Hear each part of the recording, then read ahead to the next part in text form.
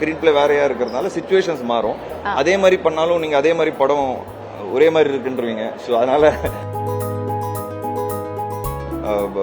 நிறைய குஸ்தி ஆடி இருக்காங்க இந்த படத்துலயும் அவங்க. அண்ட் முக்கியமாக நான் வந்து இந்த படத்தில் குஸ்தி ஆடி இருக்கேன். அதுதான் வந்து ஒரு சின்ன ட்விஸ்டாக இருக்கும். பார்ட் 1ல எப்படி நீங்கள் இன்டர்வல் பிளாக் நல்லா ரசிச்சிங்களோ, பார்ட் 2ல கன்ஃபியூஸ் பண்ணிவிடுவோம் உங்களை. ஒரு வேலை இருக்கலாம், ஒரு வேலை இல்லாமல் இருக்கலாம். பட் அதான் அதே மாதிரி ரிப்பீட் பண்ணா, ஆமாம் அதுதான். இல்லை இதில் வந்து அவங்களுக்கு ஆக்ஷன் சீக்வன்சஸ் இருக்கு. பட் அது வேற ஸ்கிரீன் பிளே வேறையா இருக்கிறதுனால சிச்சுவேஷன்ஸ் மாறும். அதே மாதிரி பண்ணாலும் நீங்க அதே மாதிரி படம் ஒரே மாதிரி இருக்குன்றீங்க. ஸோ அதனால ஆக்ஷன் சீக்வன்ஸ் இருக்கு, ஆனால் வேற சிச்சுவேஷன்ஸ் வேறையா இருக்கும். நிறைய குஸ்தி ஆடி இருக்காங்க இந்த படத்துலயும் அவங்க. அண்ட் முக்கியமாக நான் வந்து இந்த படத்தில் குஸ்தி ஆடி இருக்கேன். அதுதான் வந்து ஒரு சின்ன ட்விஸ்டாக இருக்கும். பார்ட் 1ல எப்படி நீங்கள் இன்டர்வல் பிளாக் நல்லா ரசிச்சிங்களோ, பார்ட் 2ல கிளைமேக்ஸில் ஒரு சர்ப்ரைஸ் இருக்கும். ஸோ அதுதான் நாங்கள் ரொம்ப நம்புறோம். ஆமா, எங்க பார்ட் 1 முடிஞ்சதோ அங்க இருந்தா பார்ட் 2 ஆரம்பிக்குது. ஸோ வீராங்கிற கேரக்டர் கீர்த்தி கிட்ட பார்ட் 1ல கிளைமேக்ஸ்ல ப்ராமிஸ் பண்ணியிருப்பாரு, உன்னை வந்து மேரிகோம் மாதிரி இந்தியாவுக்கு ஆட வைக்கிறேன்றது.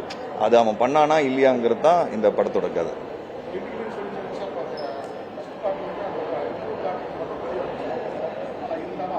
ஆமா, அவன் கிளைமேக்ஸ் வந்து இதுல பெரிய climax sequence, all artist combination.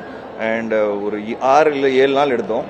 எப்படி நான் சொன்ன மாதிரி இன்ட்ரோல் பார்ட் 1ல இருந்ததோ இதில் பார்ட் 2ல வந்து கிளைமேக்ஸ்.